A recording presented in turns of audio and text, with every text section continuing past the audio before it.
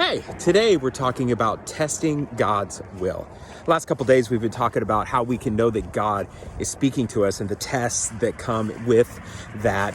But when we feel like God is speaking to us and we've run through those tests, there's sometimes where we just want some extra confirmation.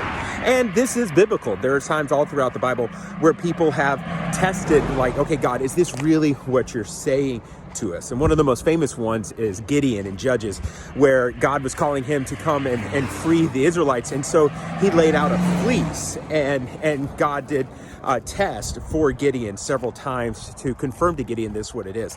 And so what Christians call this is we're going to lay out a fleece to say like, okay, is this what God is actually asking us to do? But when we do that, there's three things that we need to do.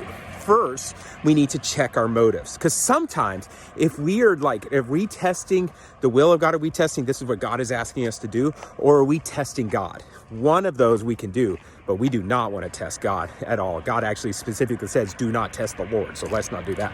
Step two is we need to understand that delayed obedience is disobedience. That if God asks us to do something, then we can't just keep delaying it, waiting for some other miraculous sign to happen. We need to actually do it. And the third one is that we need to be very specific. If we go back and look at that story of Gideon was very specific about what he wanted to see happen. And so we need to be very specific in the sign.